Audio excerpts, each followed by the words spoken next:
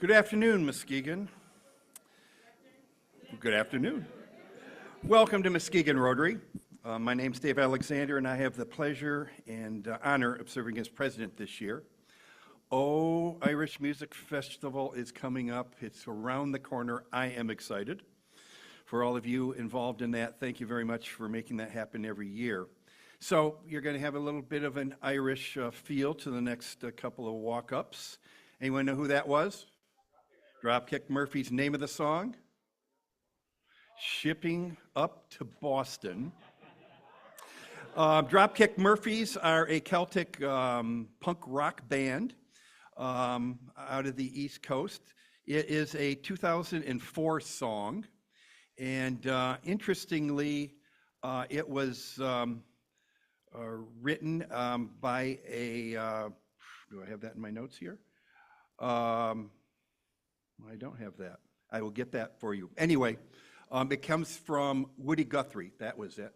There was a bit of lyrics that came out of his estate, and one of the members of Dropkick Murphys got that, created this song. It has become the working class song for Bostonians. So with that, we will have a program today overviewing the Public Defender's Office. We'll begin with the Pledge of Allegiance and the reflection from Bill Locksterman, and end with a four-way test. I pledge allegiance to the flag of the United States of America and to the republic for which it stands, one nation, under God, indivisible, with liberty and justice for all. Bill.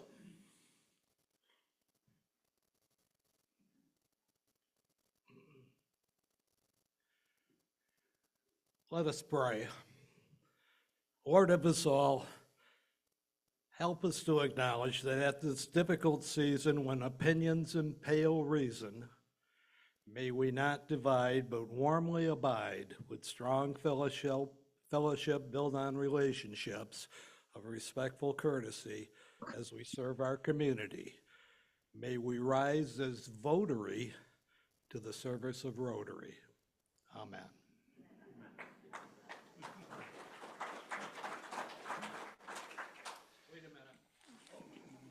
Uh-oh. So it's in honor of Dave and Roger, being journalists, that I had to introduce the word votary. Is it a real word? It's a real word. I Googled it. A votary is a devoted adherent. To vote. Adherent. Well, Whatever. Yeah. Votary, Rotary. It is coming up in November. My first 2 months here have been really successful in getting you out of here by 1:15. Now we have meeting time challenges because we will be having student guests come back, and we have a series of new member introductions. If you need to leave early for personal or professional reasons, please do so. Just sit over on that side of the room or at the back. Dismiss yourself when appropriate. No shame involved.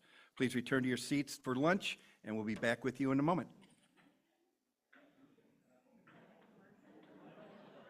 And visiting guests will come forward. We'll do introductions, and Andrew will have the mic for you. On this side, please.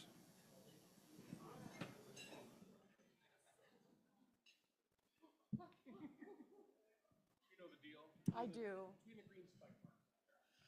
All right, everyone, it's Kat Hyder here, representing my husband's business, Aurora Renovations. Today, I have a very special guest. You might have recognized him from the latest Muskegon Rising podcast. We have Dr. Paul Lumeo here. Dr. Paul Lumeo has done 35 years of medical in the ENT industry in Muskegon, traveled a little bit of the world, and is looking to connect with the community. Please welcome Dr.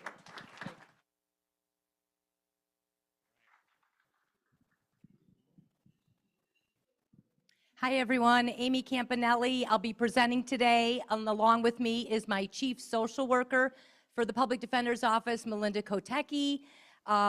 She runs a team of mitigation specialists at my office and interns. She's from Dearborn, Michigan, lives in Fruitport now since 2018, married to Nate and has a 4-year-old son, Leo. bachelor's degree from, is it Kuiper College? Kuiper College in Grand Rapids, go Cougars, and played volleyball there, and got her master's of social work at Western Michigan in Kalamazoo. Let's greet Melinda.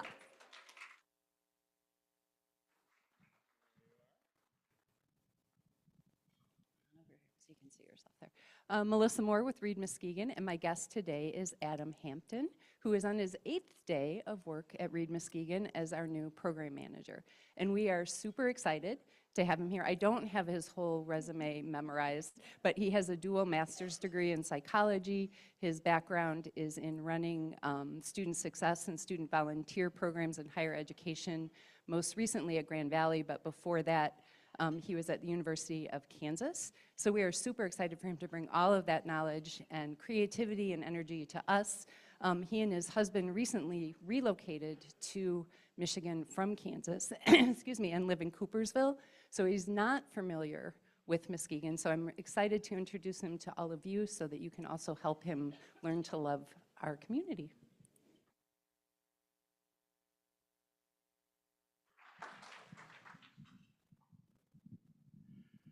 It's me again. Bill Oxterman, retired guy. I'm pleased to introduce Ben Shearer to the Rotary Club. Ben was a classmate of my son's. Funny story.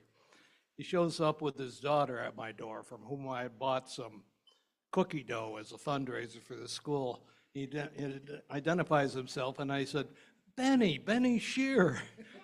Of course, his daughter's in the 9th grade, and she looks kind of incredulous. Benny. But anyways, Ben's here. He's an amazing guy, and you're going to want to get to know him. He's the Senior Principal Product Marketing Manager at Red Hat. Offices in the Frohenthal building. He also works with the Muskegon Innovation Hub for GVSU as an advisor. He was inducted in 2024 into the Council of Competitive Intelligence Fellows.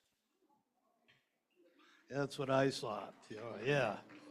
He's active in the community, treasurer of the North Muskegon School Board, where he's been a member for several years. Ben Shearer.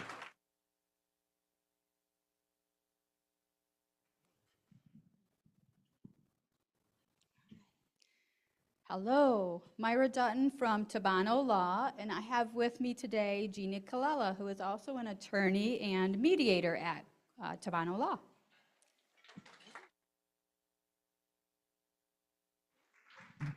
Hello, everyone. Kendra Robinson here. I have Miss Audrey Bennett. She is also with the Public Defender's Office, one of our newest interns from Grand Valley State University. She is a third-year senior, and I asked her to tell me something interesting about herself. She said that she'll graduate and won't be able to drink. So please welcome Audrey Bennett.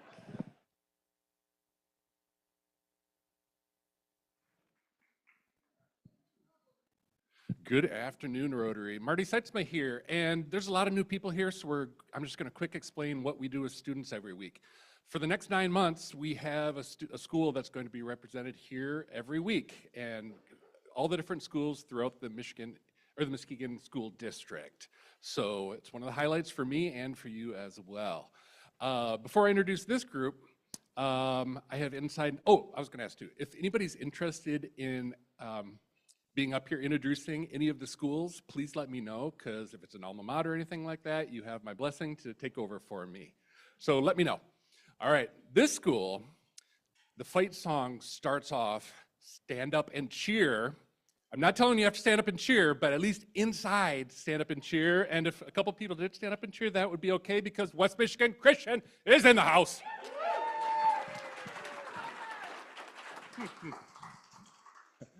To introduce two of the seniors is Christina Martin. She is the academic advisor at the school. Thank you. It's good to be back. I have two amazing seniors. They are both amazing leaders in the classroom and in prospective sports that they play. They also are huge leaders in our National Honor Society that I help run. And they both attended the Rotary Club NLC conference this past summer up at Ferris. So I have Ruben Anderson and Annalise Bonema, and I'm going to let them speak. Like she said, I'm Ruben Anderson. I am a senior at WMC. I run both track and cross country as my sports. And I had the privilege of attending the Life Leadership Conference, which was sponsored by the Muskegon Rotary, so thank you for that. Yes, next year I plan to attend college. I'm undecided where, but I'd like to study engineering. Hopefully aerospace engineering, but that definitely could change. Hi, I'm Annalise Bonema. As mentioned, I am also a senior at Western Michigan Christian. I'm involved in the student council and Model UN, as well as the golf and tennis teams. I also had the privilege of attending the Life Leadership Conference. Had an amazing time, so thank you so much for that. Next year, I'm unsure what I want to do, but I will be going to college. I also don't know where, but maybe somewhere close, maybe somewhere far. Undecided. Thank you.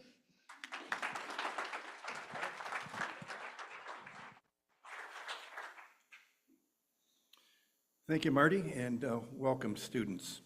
Melinda, right? Okay. You will not know that I am a college volleyball official. I will be at Kuiper 2 matches Saturday afternoon, so small world, West Michigan. My Muskegon Minute. Anyone remember an incredible local high school football season 2008? Amazing year. We had 4, count them. That's half of the state championships come from Muskegon County. Our champions that year were Muskegon Big Reds, Oak Ridge Eagles, Muskegon Catholic Central Crusaders, Montague Wildcats. Detroit Free Press Prep sports reporter at the time referred to the 2 days at Ford Field as the Muskegon Invitational. Okay? Muskegon County at that time had 1.74% of the state's population, but 50% of the football titles. Now here's the downer. What a difference 17 years make. Sadly, if you looked at the first week of high school football results for Muskegon County last week, it was not pretty. All of our county high school teams lost, except one, Oak Ridge Eagles. Eagles have a victory because they played a neighboring school, Orchard View. Someone had to win. Let's hope for better results week 2 high school football. Melissa, you're ready to go with our program. Good afternoon. I have the pleasure of reintroducing Amy Campanelli to our club. And as she said previously a few minutes ago, she is the director of the Muskegon County Public Defender's Office. She was appointed to this position by the Board of Commissioners of Muskegon County and took office in June of 2024. As director, she heads an office of 50-plus staff, which includes attorneys, a holistic mitigation unit, an investigation unit, and support staff and interns. The Muskegon County Public Defender defends indigent adults charged with felonies and misdemeanors, minors charged under the Juvenile Court Act, indigent parents facing removal of their children by the state, and also provides legal representation at mental health hearings involving competency, civil commitments, and involuntary medication. So she does a lot. Actually, her bio was 3 pages long. I had to cut it down to a couple pages. This woman, if you go to the website, has an amazing resume, and she has done so many things. In her personal life, she is a member of St. Francis Xavier Parish in LaGrange, Illinois. She has participated as a youth minister and in the wedding ministry. Ms. Campanelli is a lifelong member of Delta Delta Delta sorority. She is married to her husband, Patrick, and has 3 children, Paul, Annabelle, and Emily. Please join me in welcoming Amy.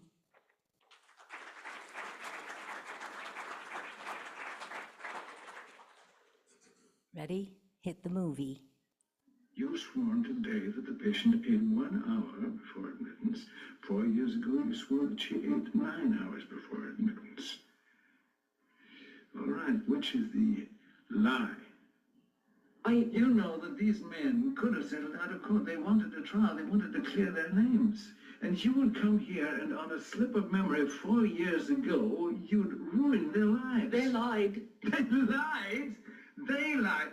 When did they lie? Do you know what a lie is? I do, yes. You swore on this phone that the patient ate 9 hours. That's not what I wrote. You just told me that you signed it. Yes, I signed it, yes. But I didn't write a 9. I wrote a 1. You didn't write a 9, you wrote 1. And how is it that you remember so clearly after 4 years? Because I kept a copy. I have it right here. Objection! You can't be expected to accept a photocopy when the court already has the original. I'll rule on that presently. Please, proceed.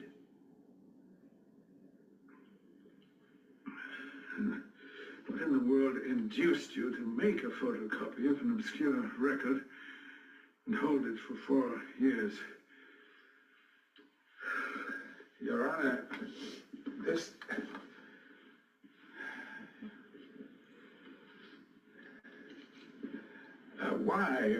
Why would you do that? I thought I might need it. And why would you think that?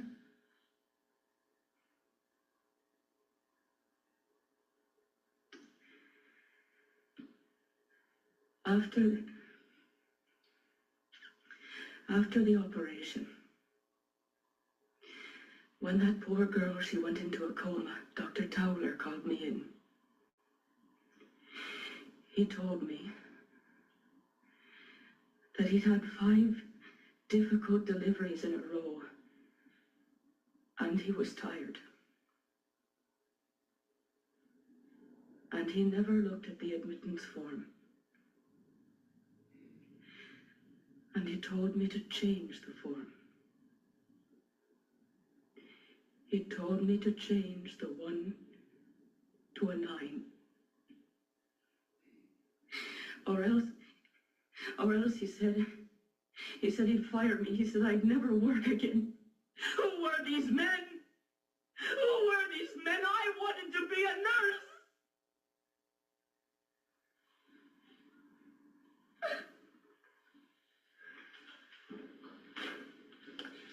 No further questions, Your Honor. So good afternoon, everyone. I'm Amy Campanelli. I played that clip for you from the verdict, which many of you have probably seen in this room, because, public defenders are trial lawyers. You saw a trial. Trials are supposed to get to the truth, right? That's justice. We get to the truth. Obviously, that defense attorney, James Mason, wasn't a very good defense attorney because he asked questions he didn't know the answers to, right? And he got messed up by the wonderful witness. But what I wanted to talk to you today, which is very important so you understand why we do what we do as public defenders, is the history of public defense, right? In 1791, people weren't allowed to have lawyers unless they could afford them, unless they could have money and pay for them.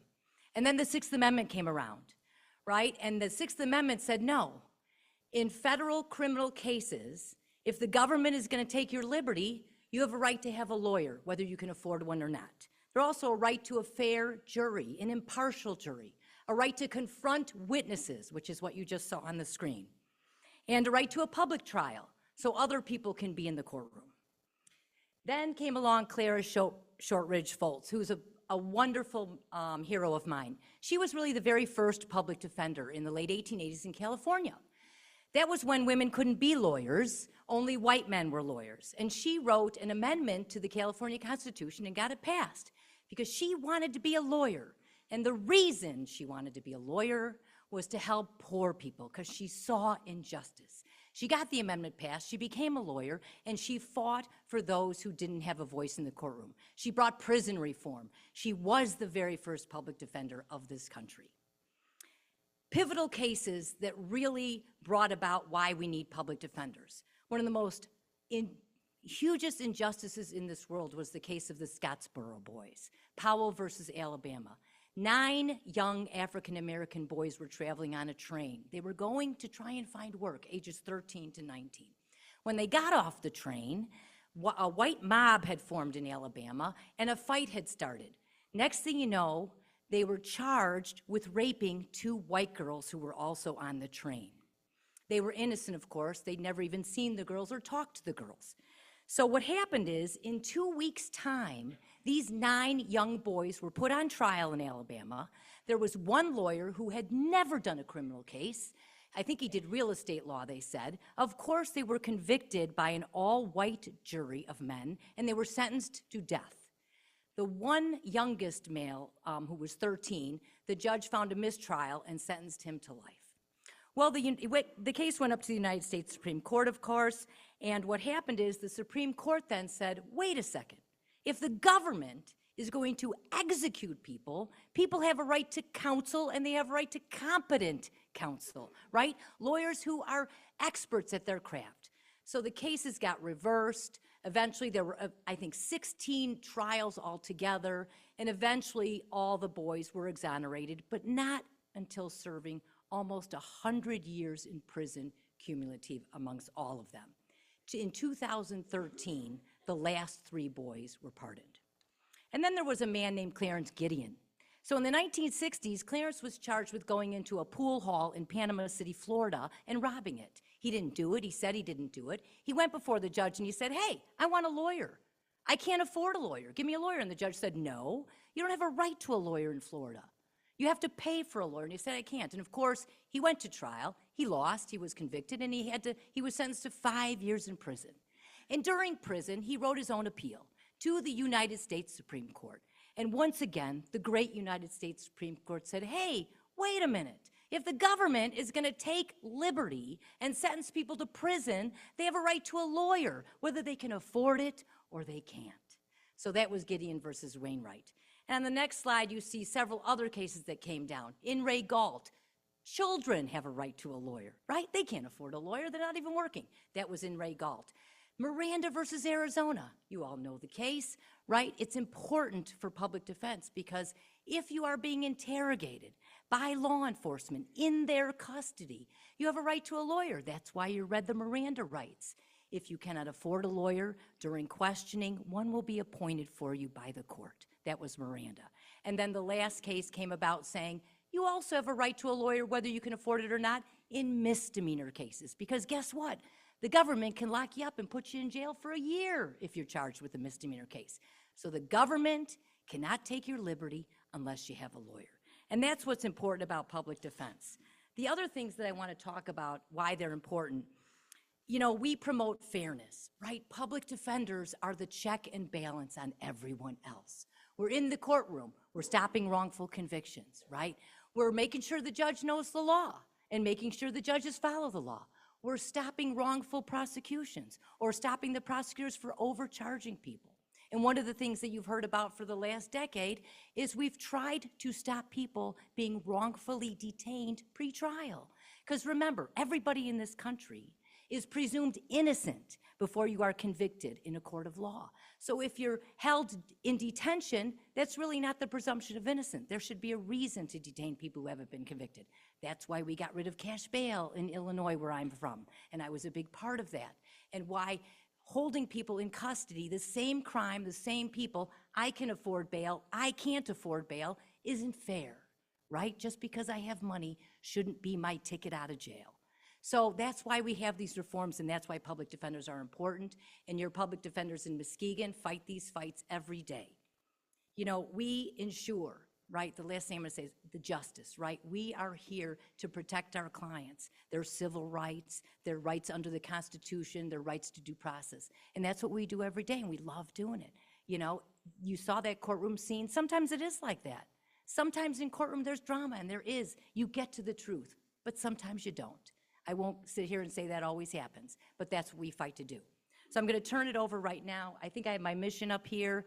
The one thing I want to talk about on this, and I have my poster over here, is the vision. Right? Here in Muskegon, which is something I was trying to do in Chicago when I was there, is to not only look at our clients about the charge, the whole person.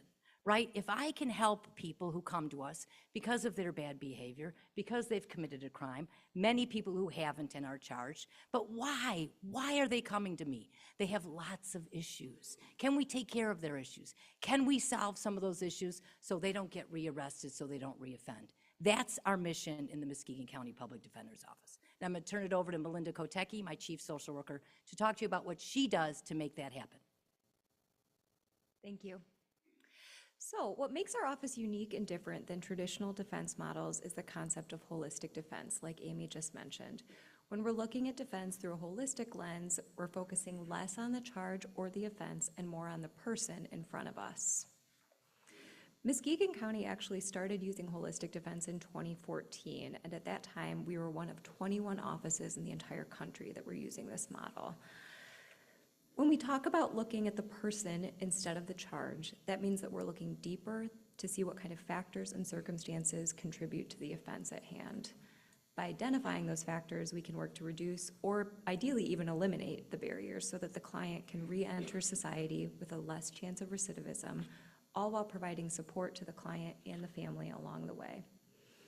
You might be thinking that that sounds nice, but what does that actually mean specifically? So when we're talking about factors that contribute to someone ending up in the justice system, there's a lot of things. Some factors that most of our clients have one, if not several or all of these things. Things like poverty, generational trauma, housing instability, physical and mental illness, substance use, environmental factors, and community violence, all being just some examples. For the sake of time, we're not going to delve into each of these in depth, but I am going to look a little bit deeper into just a few of them to kind of show how some of these factors can both contribute to offending as well as how they can ideally be mitigated. Substance use disorders are a huge problem everywhere, and they definitely are in Muskegon County. I'm sure most people in the room have been impacted by a substance use disorder in some capacity.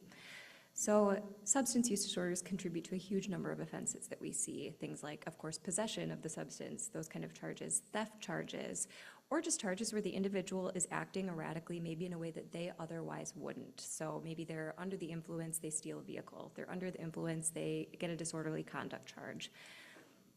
In our holistic lens, then, we're attempting to link the person to the services that can actually treat the addiction so that we can reduce the recidivism and the revolving door that sometimes substance use disorders create. A lot of you may have heard of the term ACEs. What that stands for is Adverse Childhood Experiences. And ACEs, I mean, you could truly go to, entire seminars on ACEs and learn more about them. But in its kind of bird's eye overview, adverse childhood experiences, they're traumatic events that in childhood are proven to be linked with adverse outcomes. So things like abuse, poverty, a parent's incarceration, violence in your community are known to disrupt your childhood development. The more ACEs someone has, the more likely they are to end up in the justice system. They're also more likely to develop addiction, mental illness, and to not finish high school, all of which are also linked to offending. So we know that patterns of behavior tend to repeat themselves generationally. We've all seen generational trauma, patterns of problematic behavior repeat itself, both in positive and negative ways. It's not all bad. But by attempting to disrupt the cyclical trauma, by linking people to community resources that are aimed at reducing violence, or by learning emotional regulation skills, we're hoping to play a part in reducing the long-term offending. The last example that we'll kind of take a quick peek at is mental health. And it's really important to note that most people with mental illness are not violent, and to suggest otherwise would be a huge disservice.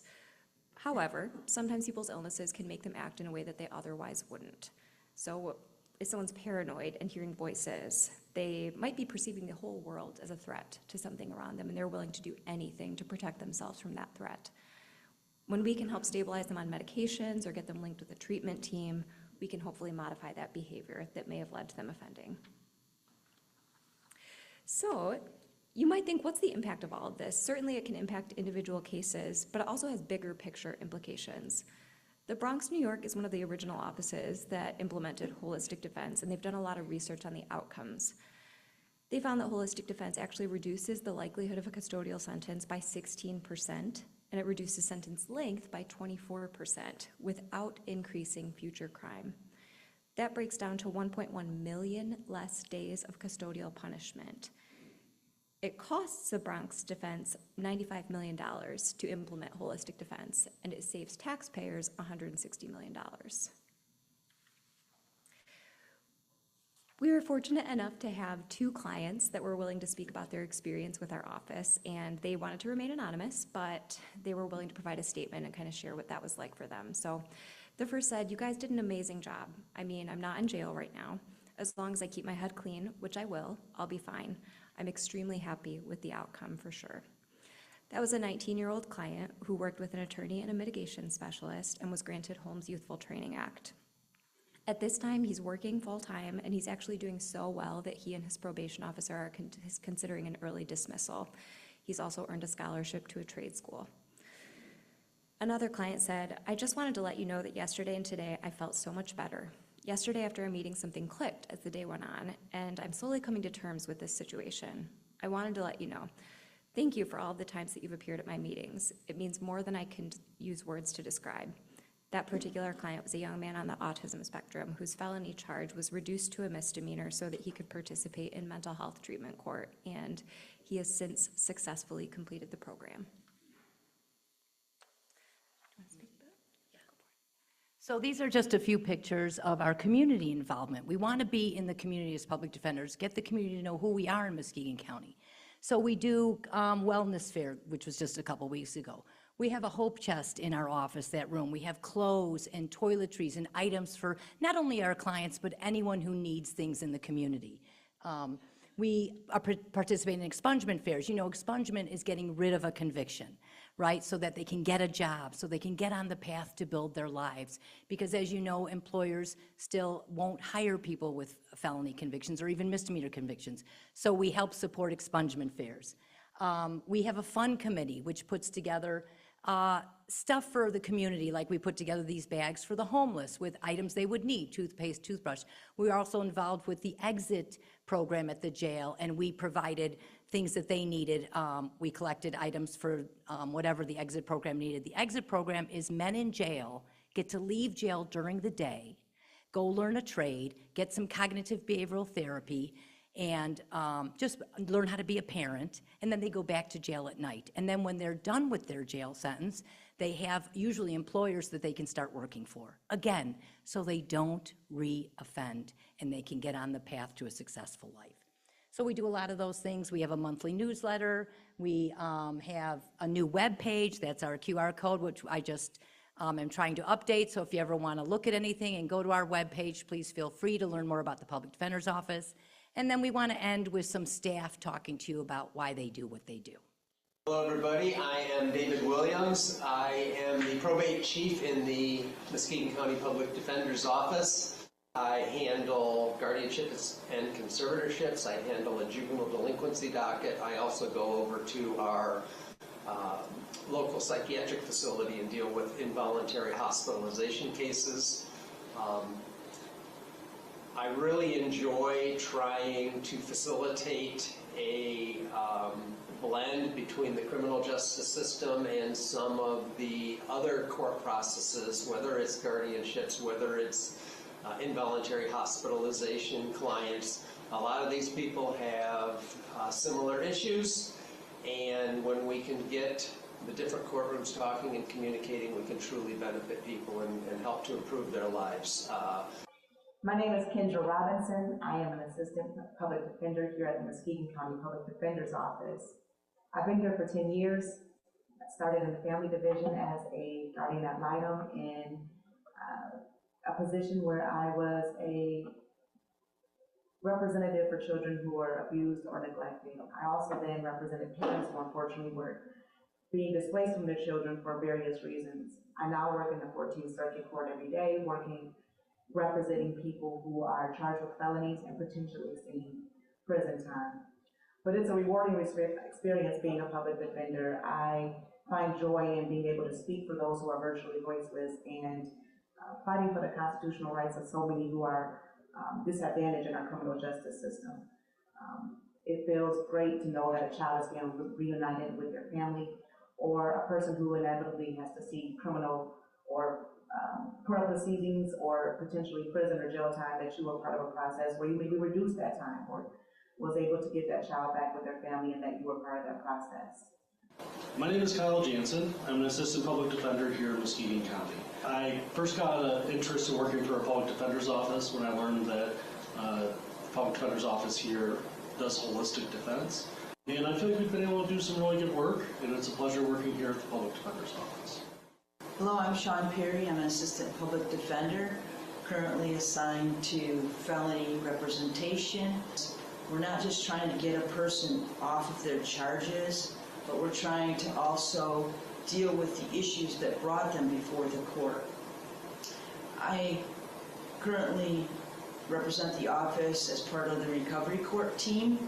It's very rewarding to see a person who got into criminal trouble because of their addiction issues, and to see them work through that program to try to overcome those issues and to live a life in recovery and sober so that hopefully they don't reoffend again. Thank you.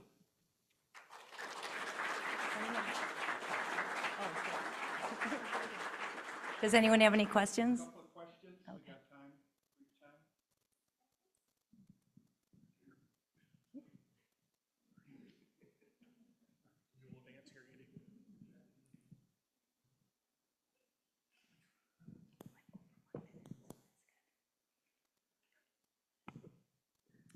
Thank you for your work. Thank And you. I just wondered if you could speak to a little bit about the alignment of the holistic care within your department and the diversion team. And the second part of that is in the House budget currently, there are some pretty significant cuts to that diversion funding, and how would that affect your department?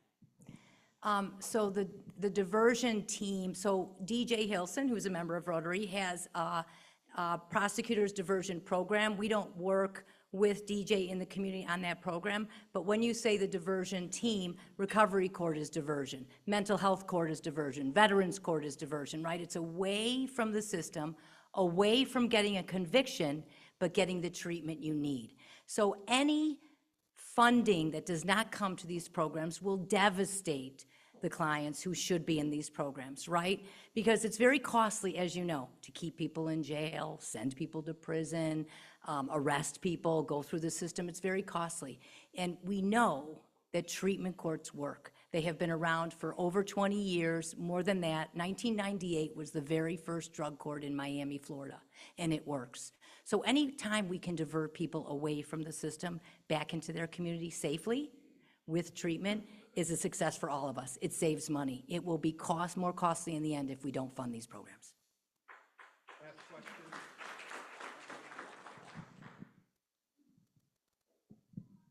Hi, I'm Melissa Moore with Reed Muskegon, and I love the holistic approach.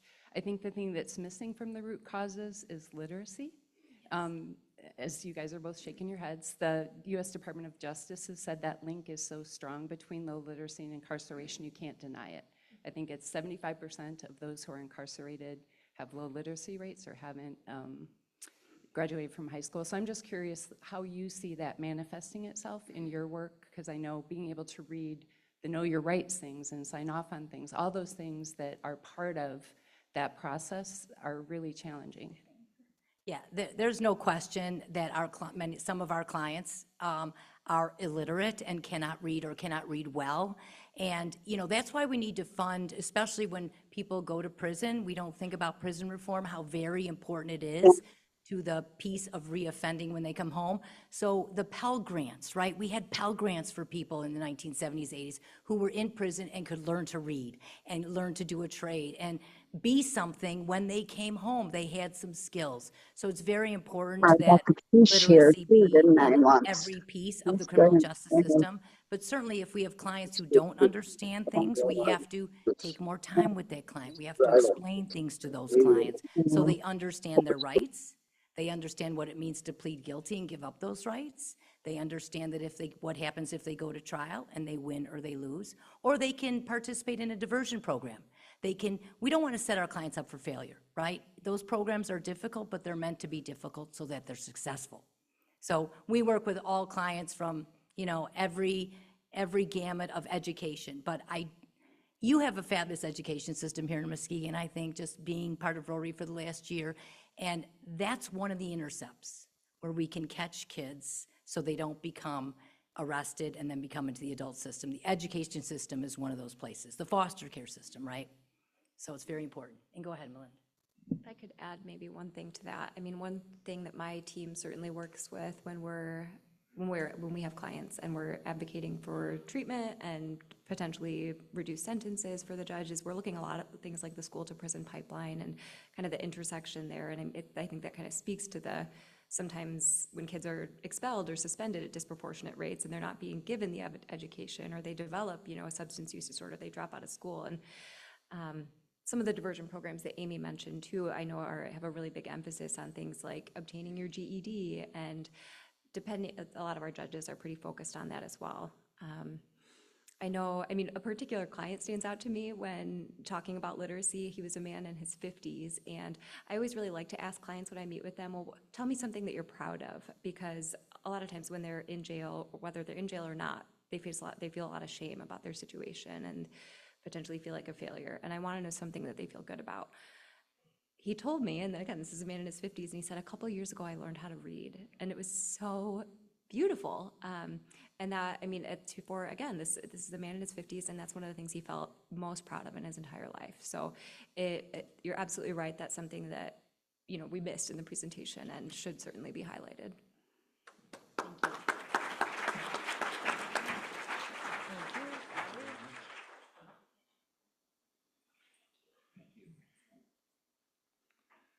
Thank you for that presentation.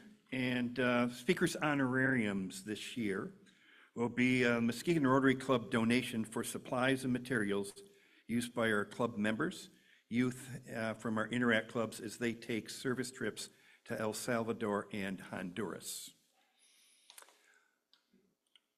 Bill, you want to come in this direction?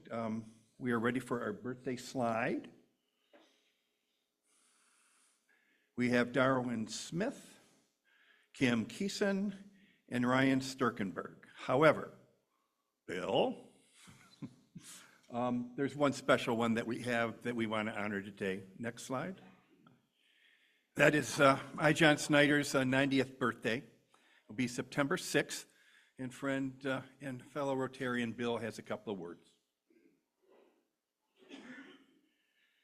On the occasion of reaching 90 years of age, I thought it was appropriate to recognize the commitment and the energy put forth, the professionalism of one of our favorite Rotarians.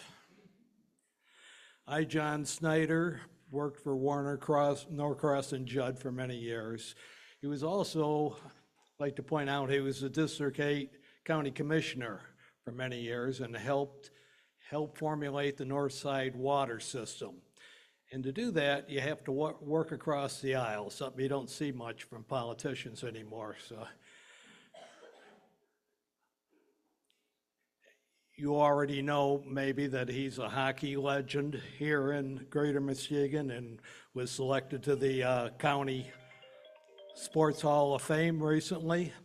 He and his wife Kathy came here from Detroit, recruited by the legendary Steve Klink from Latimer, Klink, and Robb.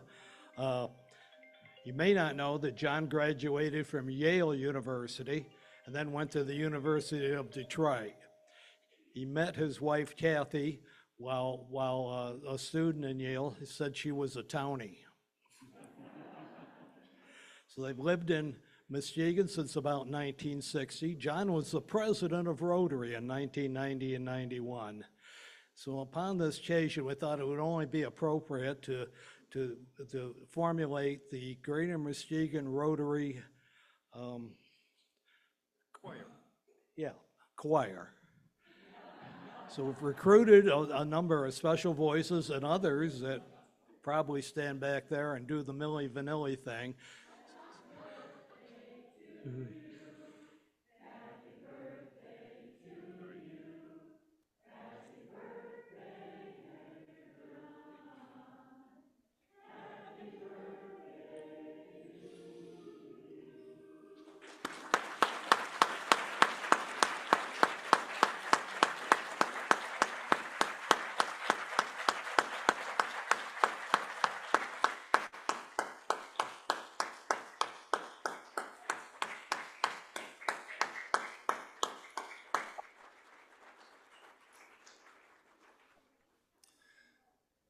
John, thank you for your service, for your love of this community, and for your presence here at Rotary year in, year out, week in, week out. I wish I would be doing that well on my 90th birthday, and if any of you youngsters are here and I'm still around, you can sing happy birthday to me too.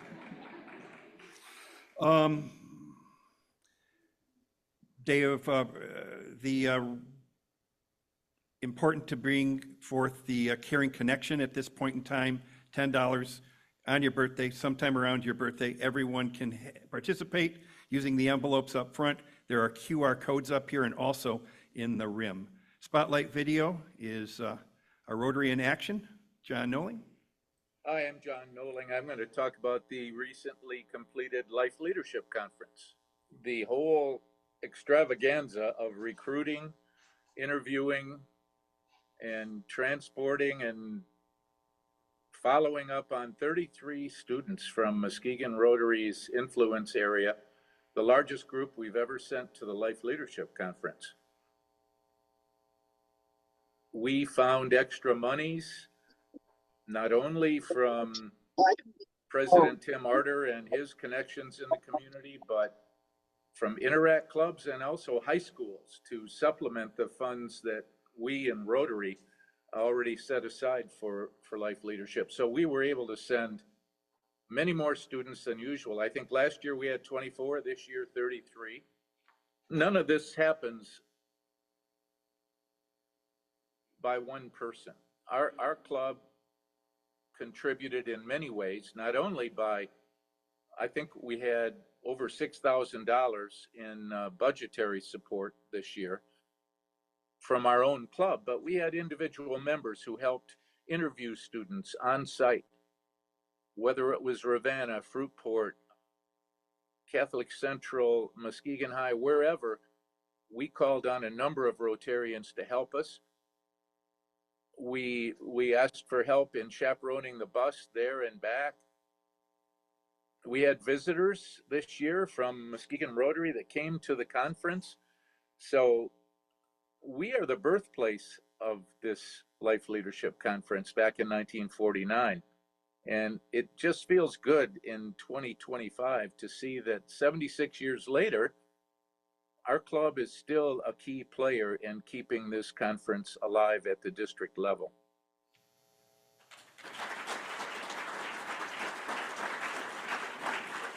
To John and all those who participate in that great event.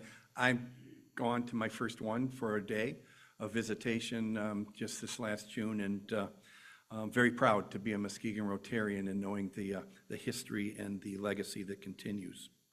We have a couple of inductions. If Karen Kekulik and sponsor Kat Heider, and Ivan Ivanoff and sponsor Bill Locksterman. And Bill, if you come up here, you're gonna have to pay a fine. You've been here too often so far. But come on up. Inductees and their sponsors. And Andrew's got you set. He'll set you up. Kat, we'll let you go first.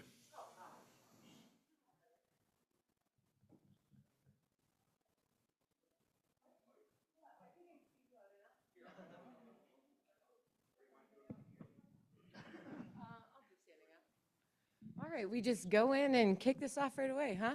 All right. Well, as President Dave mentioned, I'm Kat Heider, and today I have the honor of introducing you guys to the incredible local leader and my great friend, Karen Kekulik.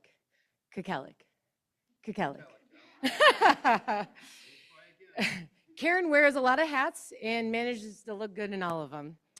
She's an attorney, she's an entrepreneur, and a community advocate with a true passion of service.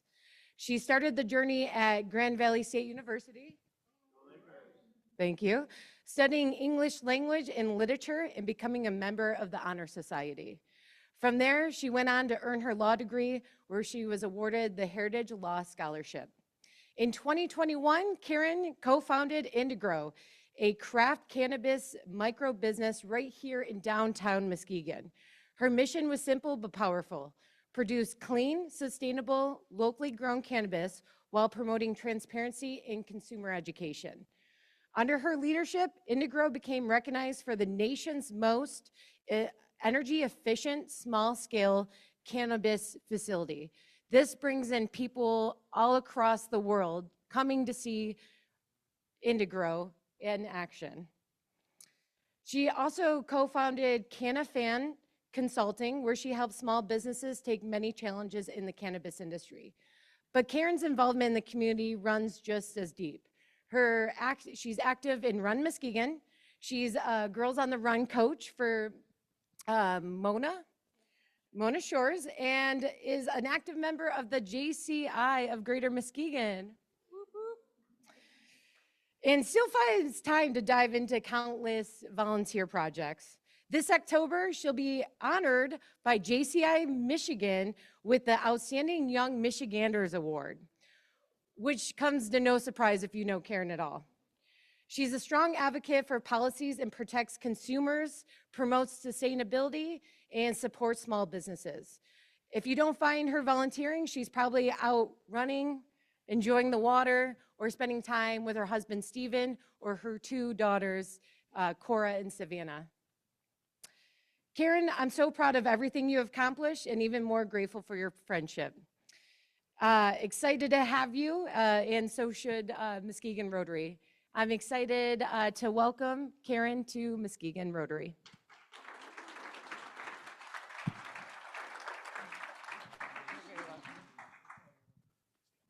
Try to top that one. Try to top that, right. I had all this on my cell phone, but I can't read that type. Looks like Ivan pronounced Ivan. Get used to it. Ivan Ivanov is a senior electrical engineer at Bayer Engineering Company, an engineering and environmental consulting firm with Michigan offices in Grand Valley and Ann Arbor. He is enthusiastic about providing quality engineering and consulting services when designing and managing projects. He's also a licensed professional engineer in the state of Michigan. He's worked and lived in West Michigan for the past 34 years. He was an exchange student from Croatia in the former Yugoslavia and graduated from Mona Shores High School. Coming from Zadar, a city on the shores of the Adriatic Sea, it seems fitting that he has ended up in Muskegon with its own beautiful sunsets, majestic beaches, and sandy dunes. Lake Michigan being unsalted did not bother him at all. He attended Muskegon Community College, where he participated in student government. He worked as a peer recruiter, a lab assistant, and an academic tutor. He graduated with 2 associate degrees and transferred to Grand Valley State University. There you go. What about go Jayhawks? Jeez, where's Don Crandall? All right. He graduated from JVSU in 1998 with a bachelor's in engineering degree, and while there at JVSU, he worked in the tutoring center and was a computer lab assistant. The tutoring center job, he states, was a welcome break from engineering classes, but the best part is that's where he met his future wife, Mary, now his wife of 25 years. Later, while working full-time as a practicing engineer, he returned to GVSU and obtained his master's of his MBA degree, 2004. How am I doing?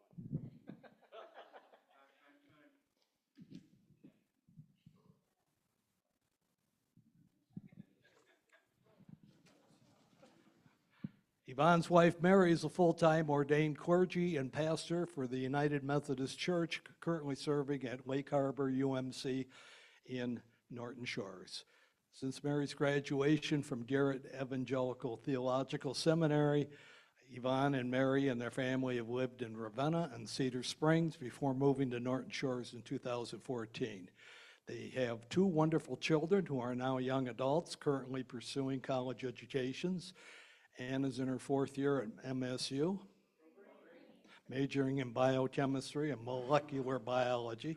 And Luca recently started his 1st year at the University of Michigan and is planning to major in astrophysics. Wow.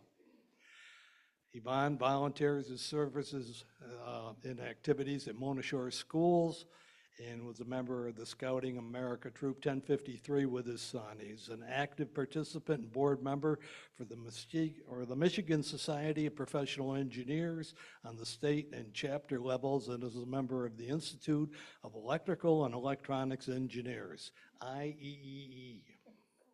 Yvonne and Mary are adjusting to being empty nesters while enjoying living, working, and playing in our beautiful Muskegon County.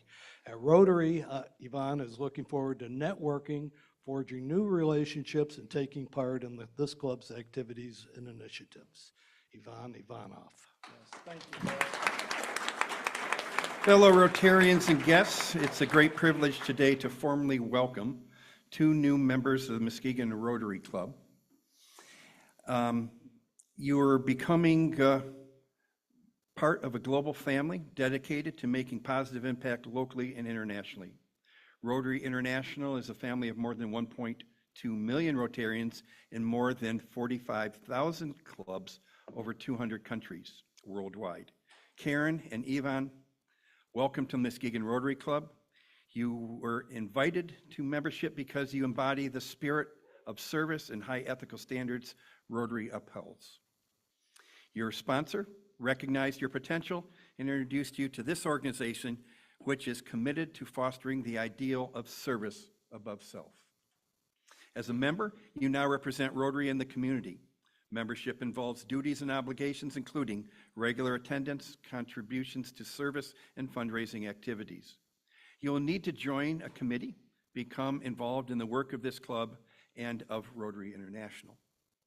We promote peace, fight disease, provide clean water, support education, embrace mothers and children, grow local economies, and protect the environment. Locally, we have a long-standing tradition developing youth leadership, as we heard from our John Noling today, among other avenues of community service. Join us in our work and the joy of fellowship. Do you agree to the obligations of membership? Karen and Yvonne, I formally induct you, the Muskegon Rotary Club. I'm providing you with a pin and Kim will have a 4-way test and also the objects of Rotary. Wear this with pride. Yeah, go ahead, you just hand them out. I ask you to take the gift of Rotary and to share it with others. Specifically, invite someone of your commitment to community and ethical standards to join this club in the next 6 months. You agree? I do. At the end of the meeting, please, with your sponsors, come out into the lobby. Allow members to welcome you as we exit. With that, I ask members and guests of the Muskegon Rotary Club to rise, welcoming the newest Rotarians in the world, Karen and Yvonne.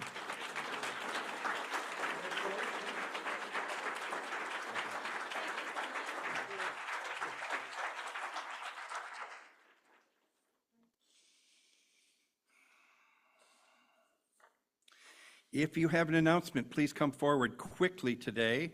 Remarks under 2 minutes if it's something for the club, for the committee, or an event. I will say that there is a scheduled rewind meeting tonight, 5:15 at Core Plazas, the Vault. Calling all Rotarian leaders. Your board of directors and fellow Rotarians are looking for a new Muskegon Rotary Club president nominee to serve as presidential succession after Lisa Tyler. Candidates need to have been on the board or are on the board, and we can remedy that situation. The presidential term would begin July of 2028. Way off there. I would explore the concept of co-presidency that is being allowed by Rotary International to ease the workload of younger members with family and professional time constraints. Club is also looking for those who want to fill 3-year terms on the board of directors. Not interested in immediate service in that way. We are looking for a nominating committee, and any of you who would like to serve on that, we're looking for 3 positions from the general membership.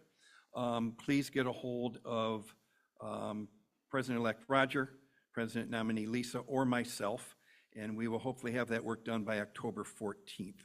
Speaking of leadership, I want to thank Mark Eisenbarth, the service, past years, the World Community Service Council chair. We are looking for a replacement. but I have a deal for you that you cannot ignore.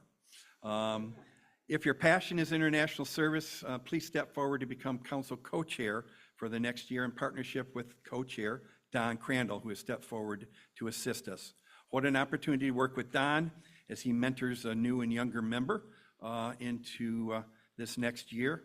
Don obviously is a leader in our international service area, is a past club president, was a local surgeon, former president of the Michigan Medical Society, hospital executive, past chairman of the Muskegon Community College Board, still serving on that board. A lot of good mentoring capacity, and you'd have a lot of fun working with Don the next year. Get a hold of myself or Don if you're interested in that. Who is up next? Kat. Hey everyone, me again as your new Muskegon Rotary Ambassador, I guess.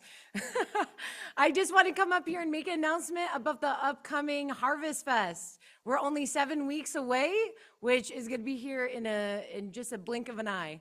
One thing I did want to come up here and express thinking outside of the box. As John Noling mentioned, it's not one person doing it. So we are as a team. I am in charge of silent auction items, and I'm looking to connect with businesses, people with skills. I know people in Muskegon Rotary have some mad skills, whether if it's cooking, whether if it's being a professional hockey player. You know what? There's a lot of people with skills, and we can even use that as a silent auction. Perhaps you want to gift it to your grandkids to be a coach or a cooking class. So please think of outside of the box, whether if it's homemade soaps or goods, and contact me, and I'll sit there and collect it for you and be able to promote your business or yourself. So thank you very much.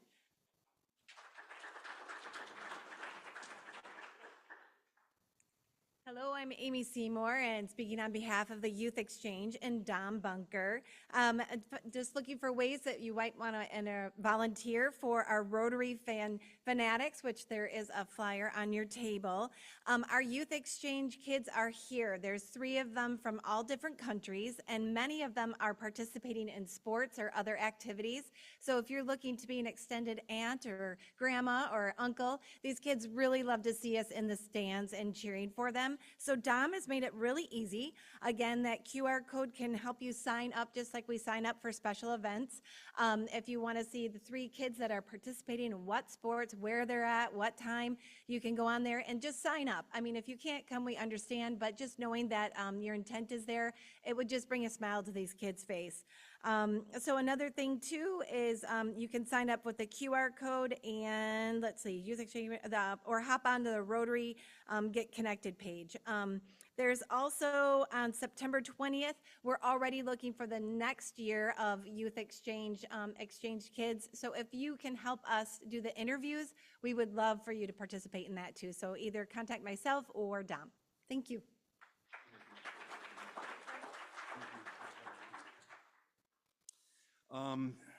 Up now for the raffle. Ed Hendrickson is unable to be with us again today. Keep Ed in your prayers as he faces some health challenges. He remains hospitalized at Trinity. And Ed was talking to some of our members by phone here as we were setting up for him this morning. Ed thanks everyone for your good words, prayers, and well wishes as he looks to recovery. Frank? What are we starting with? $5. 151.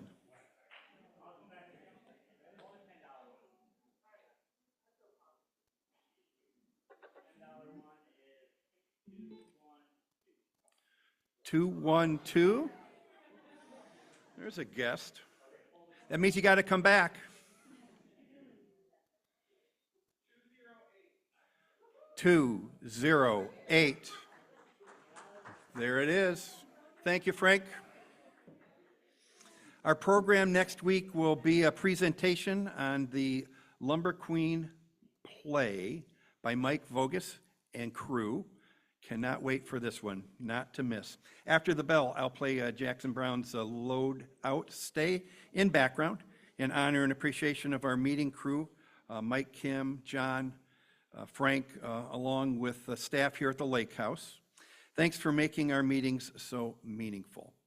Members and guests, please rise as we recite the four-way test. Of the things we think, say, or do, is it the truth? Is it fair to all concerned? Will it build goodwill and better friendships? Will it be beneficial to all concerned? Let's unite for good. We are adjourned.